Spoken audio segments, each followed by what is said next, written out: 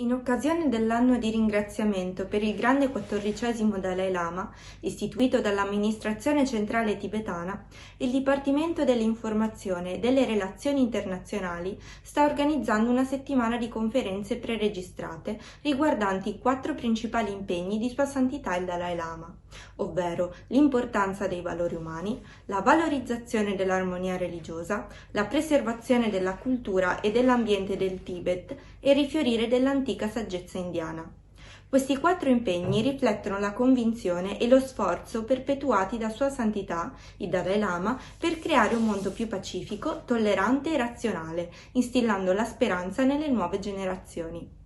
Per la lingua italiana abbiamo Fabrizio Pallotti, interprete ufficiale italiano di Sua Santità il Dalai Lama. Dal 1979 ha continuato a studiare e praticare il buddismo. Ordinato a novizio monaco dallo stesso Dalai Lama nel 1982, prestò servizio durante il primo programma di studio avanzato di buddismo all'Istituto Lama Tsongkhapa. Dopo aver completato i 14 anni di vita monastica, si dedicò alla traduzione degli insegnamenti orali, accompagnando molti lama nei vari centri FPMT in Asia sudorientale, Europa e America. Successivamente, su richiesta di Lama Zopa Rinpoche, lasciò gli Stati Uniti per tornare all'Istituto Lama Tsongkhapa come traduttore dal tibetano all'inglese per il programma di master.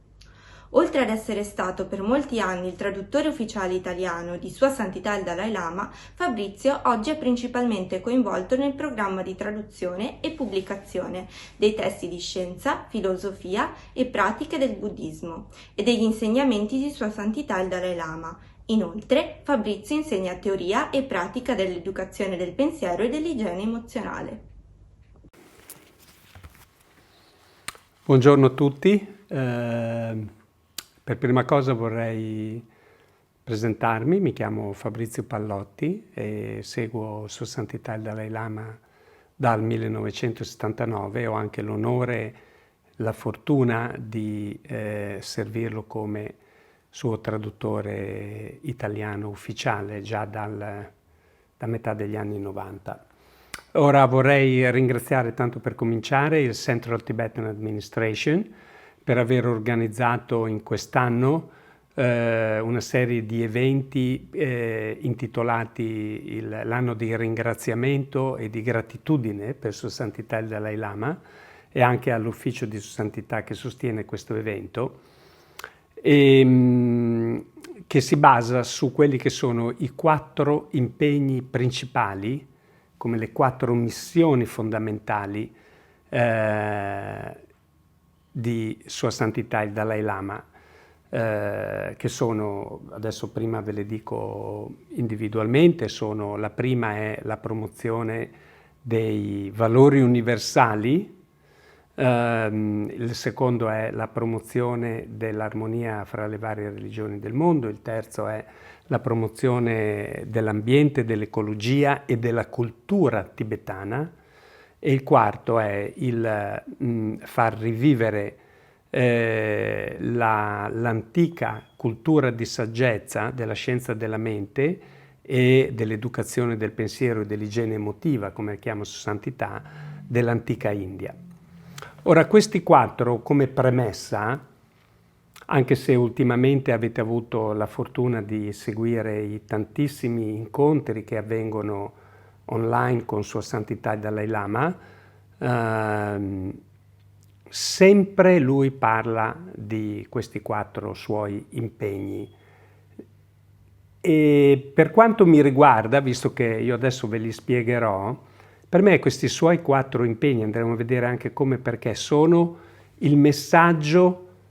principale di questo grande 14° Dalai Lama in questa epoca, nel XXI secolo, che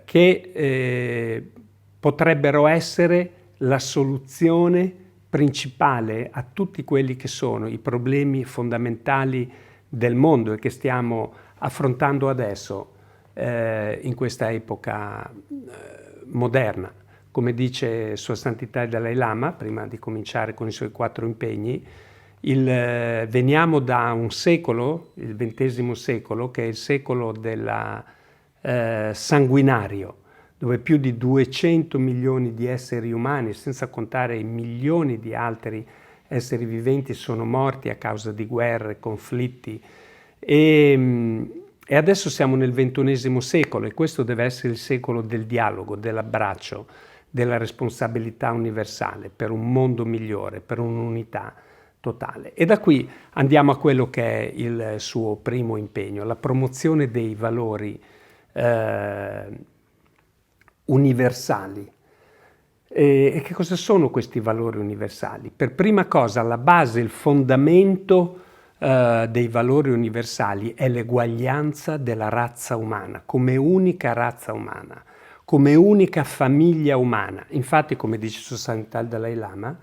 e lo sottolinea dicendo, lo dico molto sinceramente, miei fratelli e sorelle, e dovunque vado, come dice lui, considero tutti gli altri esseri umani come i membri della mia famiglia, perché io stesso sono uno dei 7 miliardi di esseri umani che popolano questo pianeta, che vivono su questo pianeta insieme. E io vorrei aggiungere a questo punto, ciascuno di noi in questo momento, da quando siamo nati finché non moriamo, siamo un membro, un singolo membro di una famiglia umana enorme, di 7 miliardi, che dobbiamo vivere insieme, perché questo pianeta è la nostra casa, la casa di tutti, e tutti siamo insieme. Per cui quali sono questi valori universali?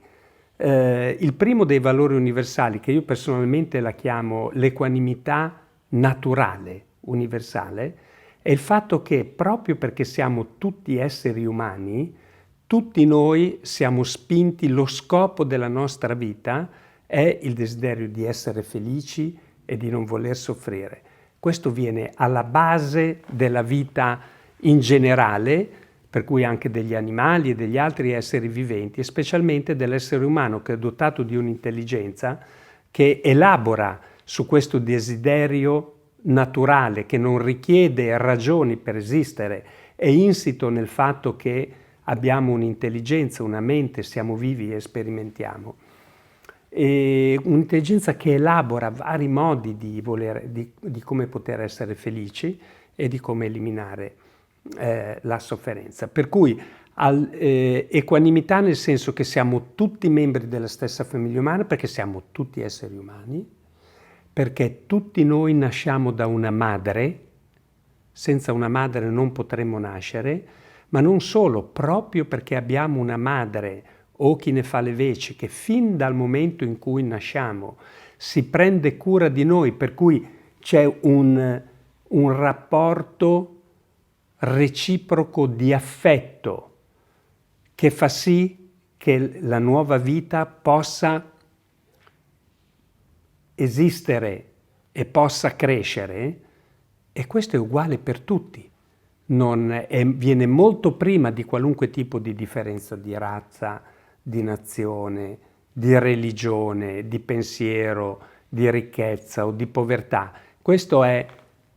alla base proprio dell'essere umano, sta la natura dell'affetto e della compassione. Perché? Perché è il fattore primario al sostegno della vita. La vita non potrebbe esistere senza la presenza di questo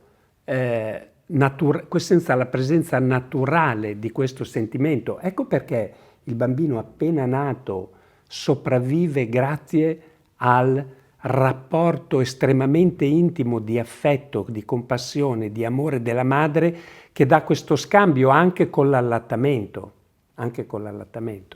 Per cui Santità il Dalai Lama, quando parla di questo suo primo punto e lo elabora in grandi dettagli, io vorrei anzi vorrei dirvi che sarebbe importante ascoltare il più possibile i discorsi di Sua Santità, e ce ne sono tantissimi, li trovate online su YouTube o sulla sua pagina anche in italiano, in cui elabora molto profondamente questo punto di vista e mette a confronto invece quello che sono le differenze che avvengono poi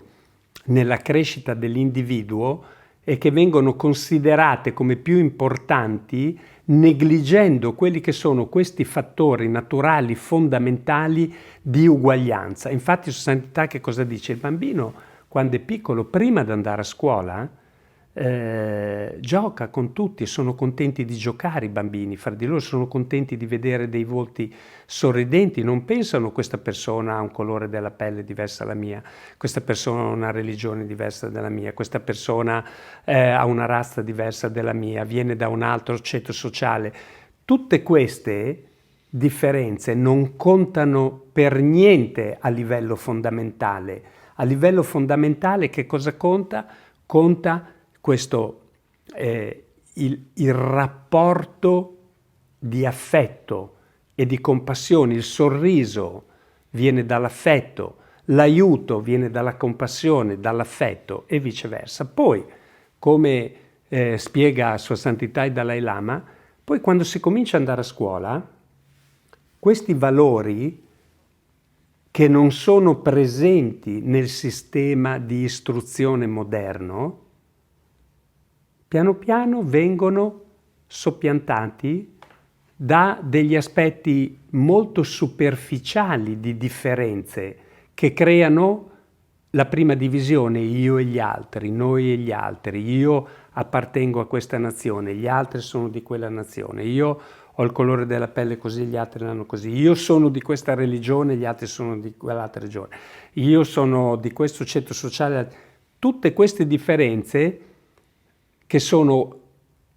inutili e prive di qualunque significato se confrontate con quello che è la natura dell'essere umano che, come abbiamo visto, è l'equanimità naturale e l'eguaglianza di tutta la razza degli esseri umani, prendono il sopravvento perché non c'è niente nel sistema di istruzione moderno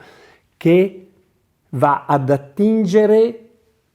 su quello che è questo aspetto estremamente importante della natura umana e a coltivarlo in un percorso di istruzione. Ecco perché l'istruzione moderna, che è completamente basata sulla ricerca scientifica, la quale è basata esclusivamente, parlo della ricerca scientifica occidentale, o perlomeno quello che è stato fino adesso, quasi esclusivamente sulla materia, per cui sullo sviluppo tecnologico, materiale. Essendo questo è basato esclusivamente su quello che è l'esperienza delle coscienze sensoriali con il mondo esterno. Per cui tutto il percorso che è spinto dal desiderio naturale di voler essere felici e liberi dalla sofferenza e che viene poi incanalato nel sistema di istruzione che è gestito dalla ricerca scientifica moderna e dalla ricerca tecnologica, si basa esclusivamente su quelle che sono le esperienze dell'essere umano rispetto a quelli che sono i fenomeni esterni, per cui solo coscienze sensoriali, e non ha niente a che vedere con la sesta, come la chiama Sua Santità il Dalai Lama, la coscienza mentale, che è quella che sperimenta felicità, quella che sperimenta sofferenza, quella che sperimenta il desiderio di volere ottenere, di voler avanzare, paura, eccetera. Per cui tutto il livello emotivo che colora l'esperienza della vita di un individuo, per quanto riguarda felicità e sofferenza, ha a che vedere non con le coscienze sensoriali, per cui non con gli oggetti che percepiscono le coscienze sensoriali, ma con la coscienza mentale che ha a che vedere col modo di pensare. E questo modo di pensare è gestito dalle varie emozioni, che siano emozioni distruttive o emozioni positive, costruttive. Tutto questo percorso è completamente nullo nel sistema di istruzione moderno. Infatti Sua Santità dice come prima soluzione, dal momento che siamo tutti esseri umani, siamo tutti membri della stessa famiglia di esseri umani che popola questo pianeta, 7 miliardi, tutti noi siamo uguali nel voler essere felici e nel non voler soffrire, nessuno ce lo insegna, è il desiderio presente dentro di noi proprio perché abbiamo una mente che sperimenta una mente che sperimenta, per cui tutti noi siamo uguali nel necessità di sopravvivere in relazione agli altri. Senza gli altri non ci possiamo essere, non siamo degli individui individuali, indipendenti, che non si relazionano agli altri. Esattamente l'opposto, l'essere umano è un animale sociale, per cui l'animale sociale ha interesse alla preservazione del proprio gruppo, perché la sua vita dipende dalla vita del gruppo, il suo successo dipende dal successo del gruppo, la sua felicità dipende dalla felicità di quel gruppo. Per cui l'animale sociale ha un interesse naturale a proteggere e a sostenere il suo gruppo. Se l'essere umano vedesse come il suo gruppo sono tutti i 7 miliardi di esseri umani, di come siamo tutti uguali e di come tutti noi vogliamo la pace. Vogliamo la pace nel mondo da dove viene? Viene dalla pace dell'individuo. E la pace dell'individuo che cos'è? Non è un'esperienza sensoriale con la materia, col suono, con gli odori, è un'emozione interiore, ovvero sia una mente pacifica, tranquilla, contenta, soddisfatta. Quella è la base della pace nel mondo di tutti. Per cui il primo problema fondamentale, che se risolto porterebbe l'inizio del percorso della pace del mondo, il vero percorso della pace del mondo, è inserire nel sistema di educazione moderno il percorso dell'educazione del pensiero che porta un'igiene emotiva, non sulla base di discorsi religiosi o di preghiere o di meditazioni, no, questo proprio a livello completamente secolare nel senso inteso dall'India, dalla filosofia indiana, ovvero sia che abbraccia tutti, sia coloro che abbracciano delle religioni, sia coloro che non abbracciano delle religioni, non solo laici e niente religiosi o viceversa, ma tutti, perché prima di abbracciare qualche religione o non abbracciare nessuna religione, siamo esseri umani. Per cui c'è quel fondamento di uguaglianza estremamente importante. Come dice su Santità, per la pace nel mondo non serve pregare. Se fosse utile fare delle preghiere per ottenere la pace del mondo, con tutte le preghiere che sono state fatte dall'inizio del mondo adesso dagli esseri umani, dovremmo già avere una pace del mondo incredibile. Invece è esattamente l'incontrario. Inoltre, sempre come dice su Santità il Dalai Lama, se noi andiamo a guardare la stragrande maggioranza dei problemi, dal piccolo problema dentro la famiglia al grande problema del conflitto mondiale e di seguito anche la distruzione dell'ambiente, tutto quello che ne deriva, sono problemi creati dagli esseri umani. Non sono problemi creati dagli animali, non sono problemi creati da un Dio. Per cui anche se noi credessimo in un Dio e pregassimo un Dio di darci la pace nel mondo, come dice su Santità il Dalai Lama, se esistesse questo Dio e fosse davanti a te in questo momento, Dio ti direbbe: ma quei problemi li hai creati tu, essere umano, per cui sei tu, essere umano, che devi risolverli, io non c'entro proprio niente. Per cui un approccio estremamente pratico, diretto, basato sulle ragioni della natura, e ragioni universali che abbracciano tutti gli esseri umani, per cui non delle ragioni o comunque delle citazioni religiose o di questo tipo. Come enfatizza Sua Santità il Dalai Lama in questo punto, la scienza occidentale, quando è nata, prima che nascesse la scienza occidentale, il rapporto con l'interiore dell'individuo era gestito esclusivamente dai sistemi religiosi. La scienza occidentale si è staccata completamente da quel tipo di cosa proprio perché appartiene a un mondo di religioni e non tutti gli esseri umani seguono delle religioni. Per cui se noi adesso adottassimo un'etica che è basata esclusivamente sul seguire delle religioni, dei dettati religiosi, lasceremmo fuori automaticamente da questo, diciamo, da questo programma tutti coloro che non seguono le religioni, e non è giusto, perché siamo tutti esattamente uguali, esseri umani che vogliamo essere felici e non vogliamo soffrire. Per cui Sua Santità enfatizza dicendo l'etica universale. L'etica che cos'è? L'etica è avere una mente tranquilla, e una mente tranquilla è dovuta a che cosa? Delle emozioni costruttive come la compassione, l'amore, l'equanimità, il perdono, l'abbraccio. Per cui questi sono i veri valori dell'essere umano, che non hanno bisogno di nessuna religione per essere sostenuti, perché sono naturali, presenti. Per cui l'etica, la promozione dell'etica universale sulla base di riconoscere come tutta l'umanità è una singola famiglia fatta di 7 miliardi di esseri umani. Quindi, in definitiva,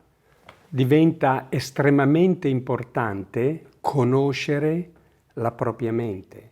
come funziona, qual è la sua natura, il modo in cui si mette in relazione col mondo esterno, col mondo interno, come scaturiscono queste emozioni distruttive, come scaturiscono le emozioni positive, come si coltivano l'une, come si eliminano gli altri. Per cui questo è diciamo, il sistema di istruzione che va a sostenere l'educazione del pensiero e l'igiene emotiva, che deve essere inserito nel sistema mondiale di istruzione moderna scientifica. Questa è la parte che manca,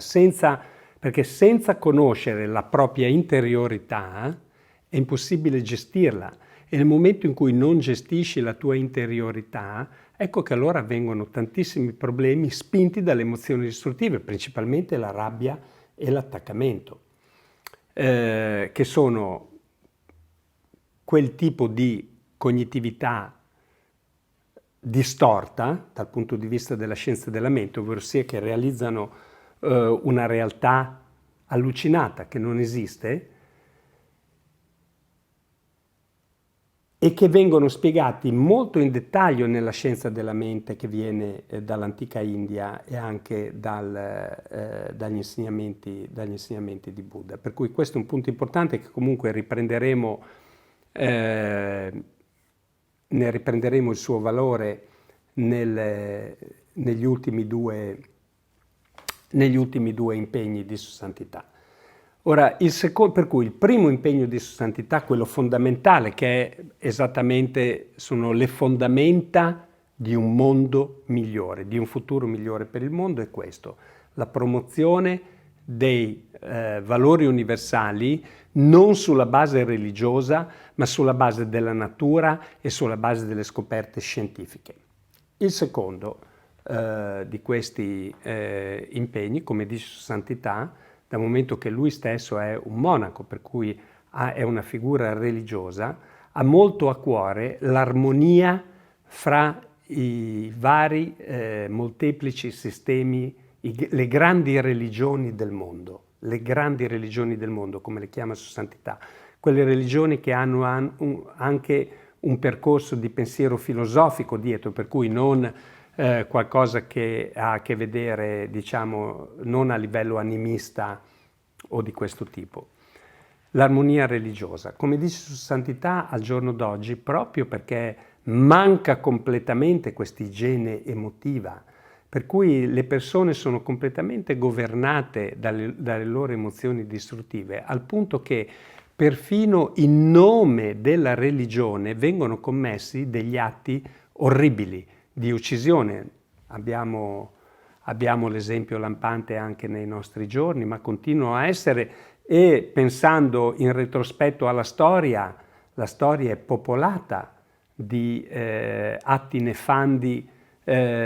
uccisioni, prevaricazioni, torture, di fatte inneggiando una particolare religione come più importante. Ecco, come dice Sua Santità, anche questo è qualcosa che non ha nessun riscontro con quello che è la realtà dei fatti. La realtà dei fatti è che è importante che ci siano tante religioni diverse, non una religione, ma tante religioni diverse. Per esempio ci sono le religioni monoteiste, come spiega Sua Santità il Dalai Lama, e quelle che invece non lo sono, come per esempio il buddismo o il jainismo, che non credono in Dio creatore, ma hanno più un approccio scientifico con la realtà dal punto di vista della causa e degli effetti.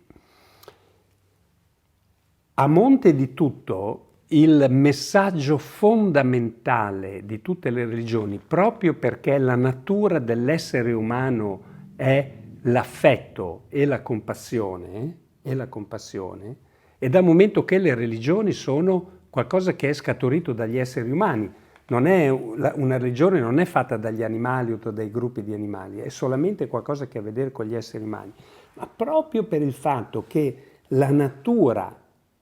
dell'essere umano è compassione, affetto, e anche la vita stessa dell'essere umano dipende da questo, ecco che il messaggio di tutte le religioni è quello, ovvero sia un percorso che porta a coltivare i valori interiori dell'essere umano, di nuovo amore, compassione, perdono, pazienza, abbraccio universale, dedicazione, essere contenti e soddisfatti, poco attaccamento. Tutti questi sono i messaggi fondamentali di tutte le religioni. Per cui è importante che questo diventi di dominio pubblico, che se ne parli, e Sua Santità elabora dicendo questo mio secondo impegno può essere approcciato da tanti punti di vista, per cui da un certo punto di vista si possono organizzare degli eventi in cui esperti e studiosi di varie religioni si vengono a trovare insieme e hanno uno scambio intellettuale. Poi a secondo livello è invece i praticanti di tante religioni che si ritrovano insieme e hanno uno scambio di esperienza di come le tecniche presenti in ciascuna di queste tradizioni religiose, se applicate, portano lo sviluppo a sviluppare questi valori interiori dell'essere umano. Un terzo livello potrebbe essere anche quello di avere degli eventi invece in cui tutti i grandi leader religiosi del mondo si trovano insieme per dare un messaggio con un'unica voce di pace, di sviluppo interiore e di fratellanza a tutto il mondo. Inoltre, questa è come ultima cosa, è qualcosa che Sua Santità dice che pratica già da metà degli anni 70, ovvero sia fare dei pellegrinaggi di gruppo anche con tante religioni diversi, con tanti rappresentanti di religioni diversi, nei templi e nei posti sacri di ciascuna religione, per cui come un pellegrinaggio ecumenico per andare a mostrare e a offrire il rispetto a tutte le religioni, che non vuol dire che allora dobbiamo avere fede in tutte le religioni, ciascuno di noi individualmente ha fede nella propria religione, ma proprio perché comprende che le religioni danno come messaggio comune lo sviluppo delle qualità interiori dell'individuo, per cui il rispetto e riconoscendo l'importanza mondiale di tutte queste religioni e delle loro diversità. Inoltre vorrei sottolineare sempre uno dei messaggi costanti di Sua Santità il Dalai Lama a tutto il mondo, che è sbagliato dire terrorismo islamico, terrorismo cristiano, terrorismo buddista, terrorismo ebraico. È sbagliato. Quelle sono le religioni. Se veramente pratichi una particolare religione, il tuo essere è esattamente l'opposto di quello di un terrorista e rispetti la vita umana a tutti i livelli. Per cui chi compie quegli atti, anche se verbalmente lo fanno a livello eclatante dicendo è perché questa religione, è per l'Islam, è il buddismo e questo e quell'altro, in realtà non sono membri di quella religione, non sono affatto persone, sono semplici terroristi. Per cui è molto importante anche il messaggio che viene dato agli altri, invece di dire terrorismo islamico, terrorismo cristiano, questi sono dei terroristi confusi che fanno di loro un nome che non appartiene a loro, per cui questo è molto importante. Tutte le religioni hanno come fondamento esclusivamente lo sviluppo dell'amore, della compassione e l'altruismo e la responsabilità universale. Se recentemente Sua Santità ha fatto un convegno online che ho tradotto anche, per cui anche in italiano, con dei rappresentanti di tante religioni, anche musulmani, da tutto il mondo, e sentite un po' cosa dicono i veri praticanti di queste religioni e vedrete che è esattamente come insegna Sua Santità il Dalai Lama. Bene, il terzo impegno di Sua Santità il Dalai Lama, comunque vorrei anche farvi notare come questi impegni, dal primo che è come il fondamento di tutto, questi impegni hanno tutti una relazione l'uno con l'altro, sono reciprocamente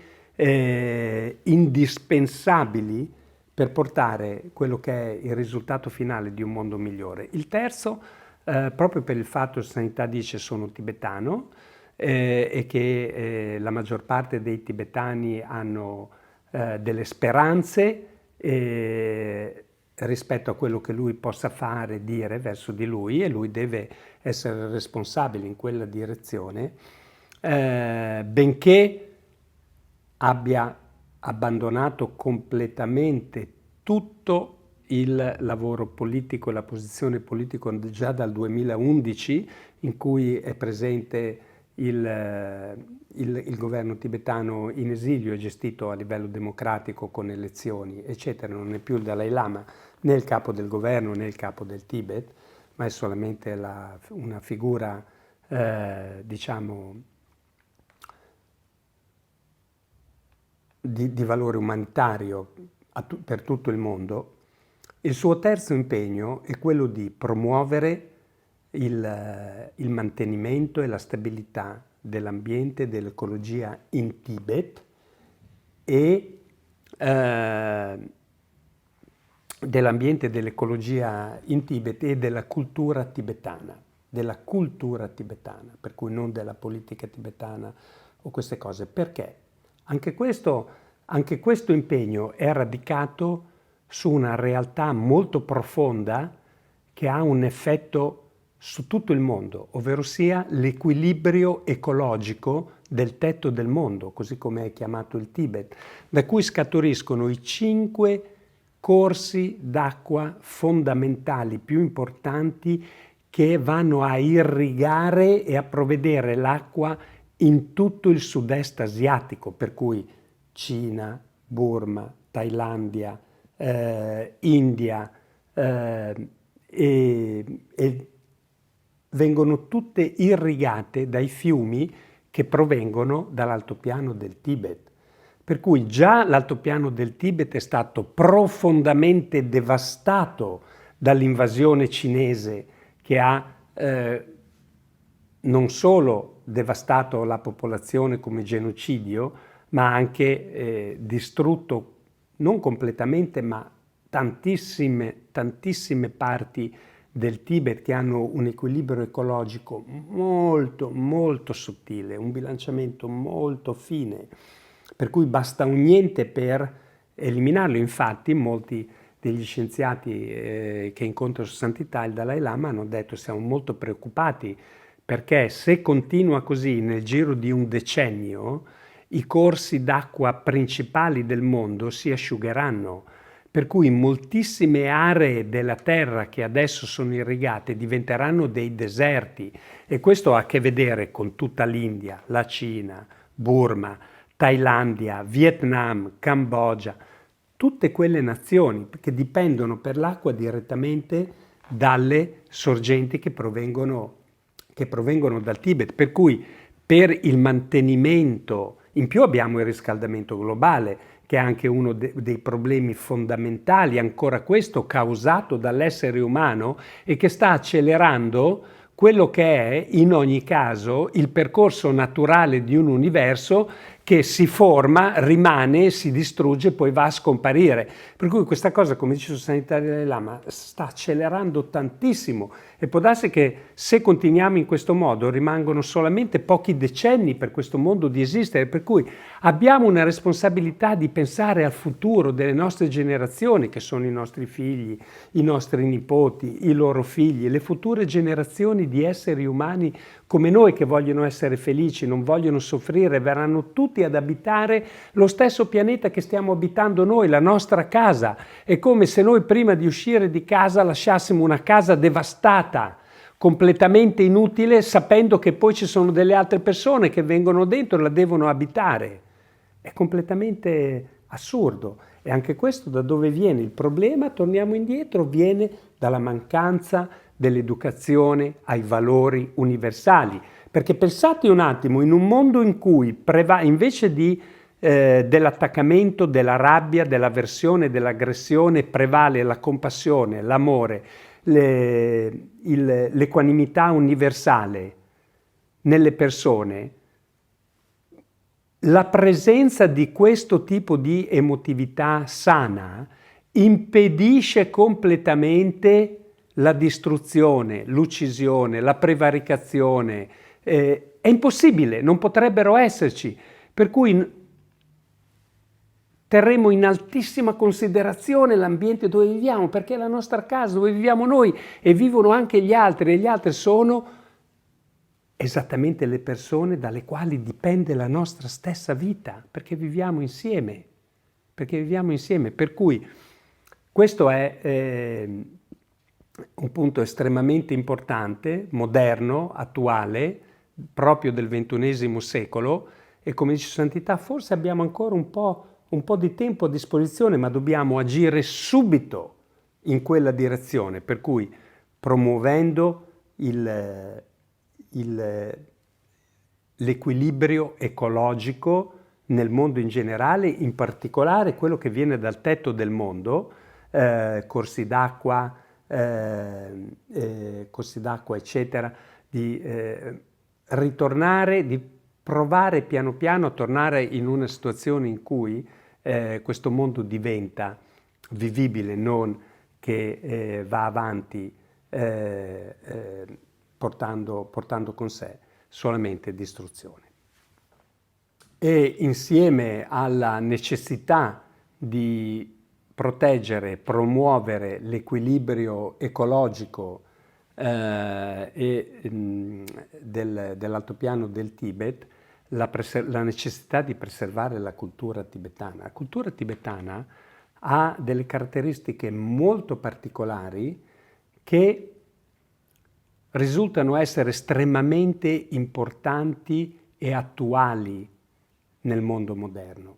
La cultura tibetana viene dall'antica cultura di saggezza dell'India, che fu sviluppata nelle grandi università scientifiche come Nalanda, Vrikamalashila, Takshila, dai grandissimi maestri indiani, Nagarjuna, Asanga, che approcciarono la realtà e l'insegnamento di Buddha dal punto di vista della logica, della razionalità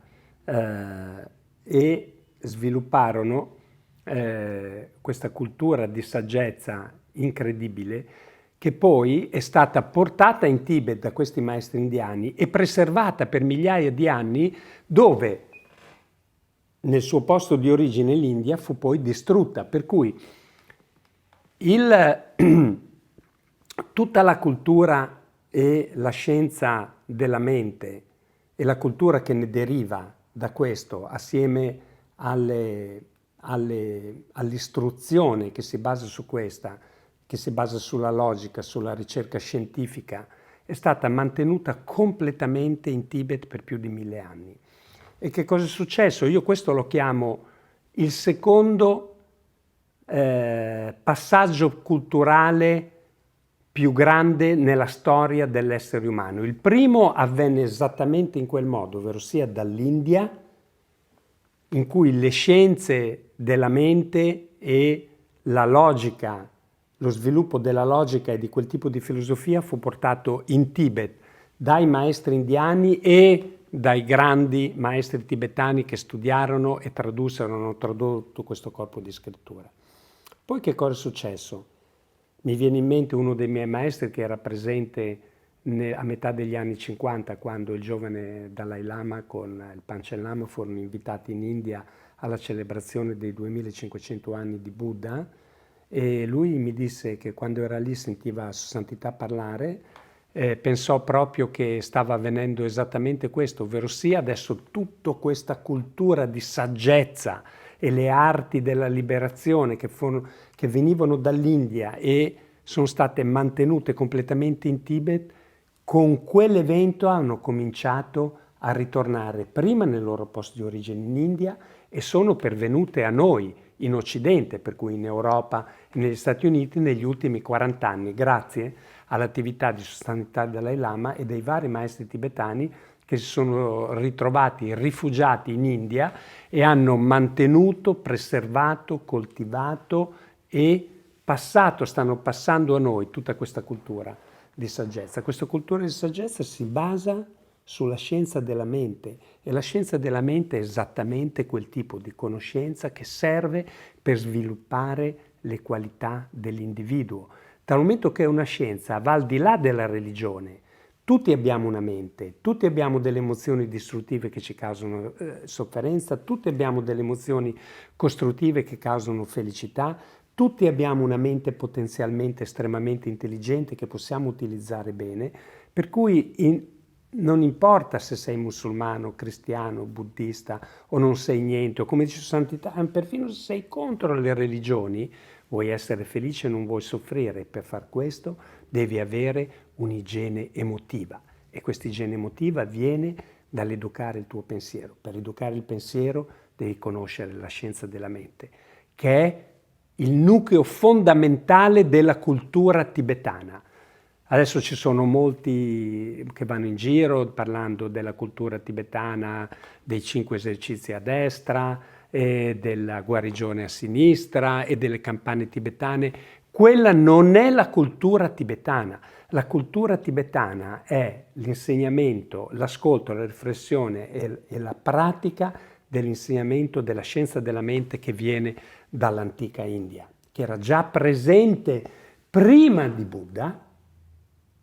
e che poi, dopo l'avvento di Buddha, con lo sviluppo delle grandi università scientifiche, fu coltivata e sviluppata ai suoi massimi livelli, e quei massimi livelli poi sono stati portati in Tibet e di nuovo raffinati fino a giungere a noi. E come dice Sua Santità, ecco perché dal punto di vista buddista, anche se sono un semplice monaco, posso essere presente ai convegni scientifici, posso parlare con gli scienziati e gli scienziati hanno tantissimo interesse in questo perché l'approccio di questa cultura è esclusivamente scientifica e va completamente al di là di qualunque tipo di religione o di credo che non sia la natura stessa dell'uomo e dell'ambiente. Per cui il terzo suo impegno principale qual è? Sulla base del primo, che è il fondamento, l'equanimità universale dei valori umani per natura e del coltivare l'armonia religiosa che comunicano e insegnano esclusivamente lo sviluppo dell'amore, della compassione dei valori umani, ecco la preservazione e dell'equilibrio dell'ambiente e dell'ecologia tibetana e della cultura tibetana, che è la cultura di saggezza che di cui più ha necessità il mondo moderno, da cui potremmo prendere tantissime direzioni estremamente positive e per cui questo è importante promuoverla. Quindi questo è il terzo degli impegni importanti di Sua Santità il Dalai Lama. Il quarto impegno, che è un impegno che si è cominciato a diciamo, definirsi recentemente, negli ultimi anni, è quello di ripristinare, far rivivere l'antica tradizione della cultura di saggezza indiana nell'India stessa. E qui ci sono, in India stessa, da dove viene? Che è stata persa a causa prima diciamo, dell'invasione inglese, no? E poi dopo, dopo la liberazione, dopo il Mahatma Gandhi, che come dice Sua Santità ha applicato esattamente quello che è il cuore dei valori che deriva dall'antica tradizione indiana che era già presente 3000 anni fa, ovvero sia lo sviluppo della Himsa, che vuol dire la non violenza, e di Karuna, che è la compassione, per cui questi valori naturali presenti nell'essere umano e sviluppati grazie all'utilizzo corretto dell'intelligenza. Però in quel momento, che tutti hanno visto come questi valori umani e la pratica di questi valori umani potesse avere un impatto così enorme sulla società di quel momento, al punto da rispedire a casa gli inglesi e liberare l'India dalla dominazione inglese, che era una dominazione che è durata, mi pare, 700 anni, per cui tantissimo tempo, senza l'uso di nessun tipo di violenza. Però in quel momento l'istruzione, il sistema di istruzione che viene dall'Occidente, per cui anche dall'Inghilterra, si era già radicato in India, e questo è venuto a discapito di un sistema di istruzione che si basa invece su quello che era stato sviluppato negli antichi tempi, già in India, che erano appunto, come dice Sua Santità il Dalai Lama, l'educazione del pensiero, l'igiene emotiva, lo sviluppo dei valori come Ahimsa, Karuna, e specialmente l'addestramento mentale per sviluppare le qualità mentali di saggezza e compassione, che viene dallo sviluppo della concentrazione, shamatha, e dalla visione speciale, o questa è la saggezza speciale, che è vipassana, e questi erano già presenti qualche migliaio d'anni prima dell'avvento di Buddha, per cui sono proprio autoctone, profondamente radicate nell'India e leggermente coperte dallo sviluppo moderno dei tempi moderni. Per cui Sua Santità dice: chi più dell'India potrebbe essere la nazione pilota che incorpora nel sistema di istruzione moderno scientifico che è già presente adesso quello che è il sistema antico della scienza della mente con i valori universali che proviene dall'India stesso. Per cui sarebbe un campo di esperimento, di sperimentazione vastissimo, che potrebbe dare l'inizio, potrebbe far scattare anche la possibilità che questo possa avvenire in tutte le parti del mondo, perché per esempio il fatto che del secondo dei suoi punti, che è l'armonia religiosa, uno dei suoi punti fondamentali è che a livello di realtà è possibile far sì che tutte le grandi religioni del mondo convivino insieme con gioia, tranquillità e con scambio, perché l'esempio lampante di questa realtà è l'India stessa. Nell'India, la cui Costituzione si basa sui valori secolari come vi ho spiegato prima, non che vuol dire non religioso o laico come inteso nel linguaggio italiano, secolare che abbraccia tutto, religioni e non religioni esattamente nello stesso modo. In India tutte le grandi religioni del mondo convivono con la maggior parte del tempo senza nessun problema. Ci sono piccoli problemi che avvengono qui e là, ma in un'azione grandissima, popolatissima, che non hanno veramente nessun tipo di impatto forte, perché tutte le religioni convivono bene in armonia in India. Per cui, dal momento che questa è la realtà in India, è una realtà ottenibile in tutto il mondo. Per esempio, in India abbiamo le religioni autoctone dell'India, che sono l'induismo, il buddismo, il Jain, che convivono, ma la maggior parte delle altre religioni che ci sono non sono autoctone. La religione, l'Islam, ebraica, cristiana, zoroastra, sono tutti presenti in India, e fra i musulmani non ci sono divisioni di sunni, sciiti, non ci sono conflitti, non ci sono divisioni, niente, mentre invece, come Sunnità sottolinea, in altri posti dove tendenzialmente c'è un'unica religione, perfino nell'ambito di quella religione ci sono i conflitti, per esempio fra i sunniti e gli sciiti ci sono dei conflitti, mentre in India questo non avviene. Ecco che nello stesso modo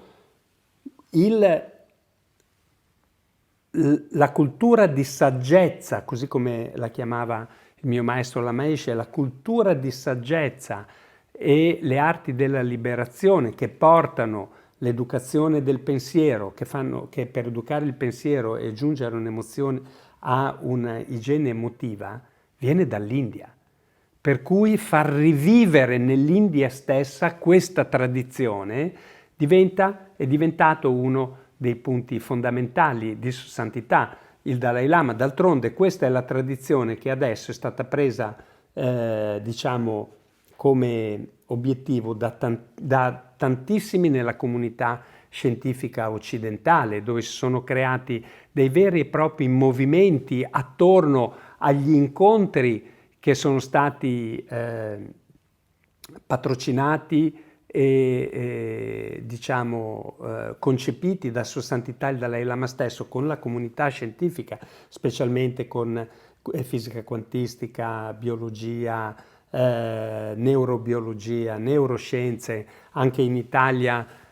qualche anno fa, nell'ultima visita su Sanità, abbiamo fatto un convegno all'Università di Pisa che si intitolava Mind Science of Reality, dove c'è stato uno scambio profondo. Ci sono dei libri che stanno uscendo, adesso in inglese esce il secondo compendio delle scienze e delle filosofie, anche quello concepito dell'antica India, concepito da Sua Santità Dalai Lama, dove sono stati estratti tutti i punti principali delle scienze, sia della scienza della materia, della scienza della mente, della logica, della filosofia e della pratica, dai grandi trattati composti dai maestri indiani. Il primo volume di questo io l'ho tradotto in italiano e entro la fine di quest'anno Ubaldini lo pubblicherà, e poi procediamo a tradurre anche gli altri. Questi sono, per cui questi sono i 4 impegni che sono la missione del Dalai Lama in questo mondo, per cui non è quello di promuovere il buddismo, non è quello di far sì che ci siano tanti buddisti o tanti centri buddisti, come dice lui stesso: dovunque io vado sempre col sorriso, perché considero profondamente tutti quelli che incontro come i membri della mia famiglia umana, di cui io faccio parte, una famiglia umana di 7 miliardi di persone che sono tutti esattamente come me, che vogliono essere felici e non vogliono soffrire, e questa felicità è data dalla pace della mente. La pace della mente viene da una conoscenza profonda della propria interiorità e dall'utilizzo corretto della propria intelligenza, che investiga scientificamente per promuovere dentro di noi questi valori nell'individuo, in modo da avere una famiglia pacifica, una società pacifica, una nazione pacifica, un mondo pacifico. Insieme a questo, Sua Santità promuove, per le note finali, tantissimo il disarmo totale di tutto il mondo, non solo delle armi nucleari, ma totale, perché dal punto di vista del fatto che siamo tutti della stessa famiglia umana, le armi sono completamente inutili, sono un concetto obsoleto che non ha più niente a che vedere con lo stato moderno del mondo. Non solo, il mondo deve imparare dalla storia del passato, e dopo avere per centinaia di migliaia di anni vissuto estremamente in conflitti, guerre, armi, eccetera, come tutti questi conflitti, queste guerre sono state completamente inutili dal punto di vista di migliorare lo stato dell'individuo e lo stato del mondo. Anzi, l'hanno portato molto velocemente al limite dell'autodistruzione. Per cui ecco perché dico, questi 4 impegni principali, come li chiama Sua Santità, My Four Commitments, questi 4 impegni principali di Sua Santità, che sono reciprocamente legati l'uno dall'altro e si basano esclusivamente sull'esperienza diretta della realtà e la logica dell'individuo, questi 4 sono le soluzioni ai problemi del mondo e degli esseri umani. Provate a riflettere. Se mettessimo, ciascuno di noi mette in pratica questi 4 impegni nel modo in cui può, nell'ambito della sua comunità, delle sue conoscenze, della sua vita, del suo esempio,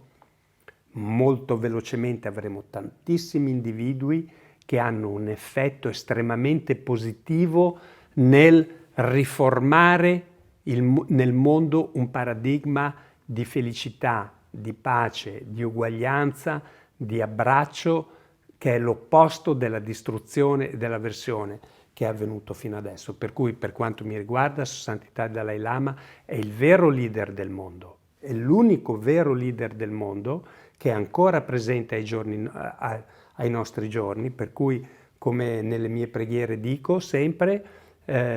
l'universo non può resistere nemmeno un istante senza la tua magnifica presenza fisica e il suono pervasivo della tua voce che libera gli animi di tutti gli esseri dalle sofferenze, delle emozioni distruttive. Per cui possa Sua Santità vivere per sempre, a lungo, essere presente, guidarci, ma soprattutto possiamo tutti noi come individui e infine tutto il mondo seguire esattamente i suoi consigli per avere veramente noi stessi delle vite significative e fare in modo che tutto il mondo possa essere veramente un mondo di pace. Grazie tantissimo, ringrazio profondamente Sua Santità il Dalai Lama per essersi preso cura di me fino adesso, così per tanto tempo, e per avermi dato l'opportunità di poterlo servire, anche se non in un modo perfetto, con le mie azioni, e ringrazio di nuovo l'amministrazione del governo tibetano per aver dato avvio a questa bellissima iniziativa e l'ufficio di Sua Santità il Dalai Lama, che ovviamente sostiene queste cose. Grazie a tutti, mi raccomando, questi 4 impegni del Dalai Lama devono diventare i nostri 4 impegni, la motivazione della nostra vita in ciascuno di noi. Grazie, a presto.